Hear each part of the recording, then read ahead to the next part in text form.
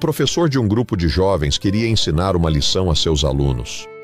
Muitos deles estavam comprometendo o tempo para estudar com outras coisas, alternavam as aulas com diversas distrações e outros entretenimentos, bem como enfrentavam muitas dificuldades na hora das avaliações. As notas pioravam a cada dia, pois eles priorizavam outras atividades em detrimento dos estudos.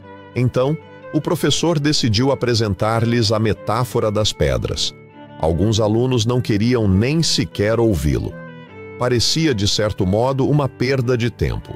Estavam mais interessados em avançar no conteúdo do que escutar a metáfora das pedras.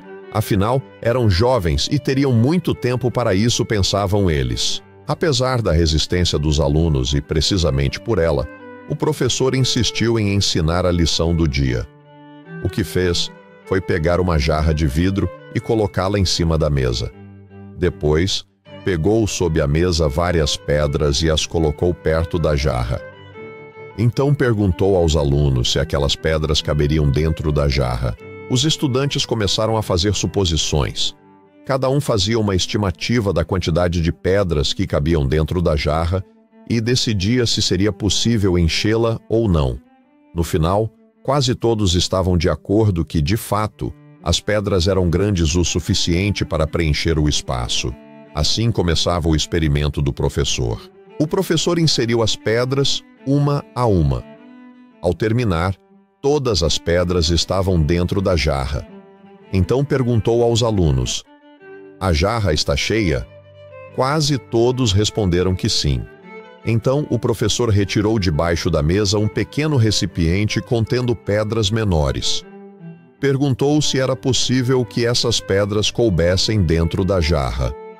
Os alunos pensaram um pouco sobre isso e responderam que não, pois a jarra estava cheia até a boca. Então o professor começou a colocar pouco a pouco as pedrinhas até que o recipiente estivesse vazio.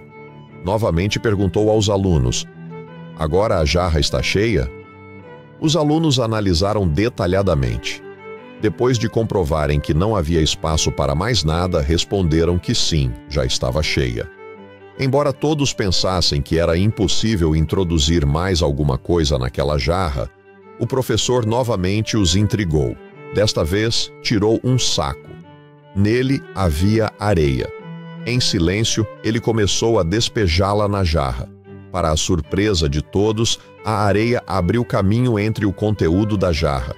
Os alunos não levaram em conta que entre as pedras sempre há um pequeno espaço. Pela quarta vez, o professor perguntou novamente: "Agora a jarra está cheia?"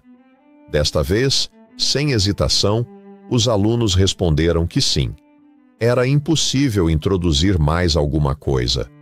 Os poucos espaços que sobraram já haviam sido preenchidos pela areia. O professor pegou uma garrafa cheia de água e começou a virá-la sobre a jarra, que já estava cheia de pedras grandes, pequenas e de areia. O conteúdo não transbordava. Isso significava que ainda havia espaço para a água, mesmo que tudo estivesse cheio. A areia foi se molhando e boa parte do líquido entrou. Quando terminou, o professor perguntou: "O que vocês aprenderam com isso?" Quando o professor fez a pergunta, um dos alunos se animou rapidamente para responder: "O que essa metáfora nos ensina é que não importa quantas coisas você tem em sua agenda, sempre haverá um espaço para colocar algo mais nela. Tudo é uma questão de organização." O professor ficou em silêncio. Outro aluno também quis participar. Disse que o ensino era infinito, que se pode colocar mais e mais coisas na cabeça, como se fosse o recipiente. Afinal, sempre será possível adicionar outra coisa. Ao ver que os alunos não haviam compreendido a experiência da jarra, o professor tomou a palavra. Desta vez, ele perguntou: "O que teria acontecido se eu tivesse feito tudo ao contrário? Se tivesse começado com a água, até chegar às pedras maiores?" Os alunos responderam que a jarra teria transbordado rapidamente. "Agora entenderam", disse o professor. "A água, a areia, as pedras pequenas e as grandes são as prioridades da vida. Umas são grandes, outras pequenas e outras quase imperceptíveis. Se começarmos a abordar as grandes prioridades primeiro, haverá espaço para as prioridades menores, como distrações e outros entretenimentos. Porém, se fizermos ao contrário, pode não haver tempo para as prioridades maiores. Isso é o que essa experiência nos ensina. Comece primeiro com as prioridades maiores. Caso contrário, as coisas menores vão fazer com que tudo se derrame na vida.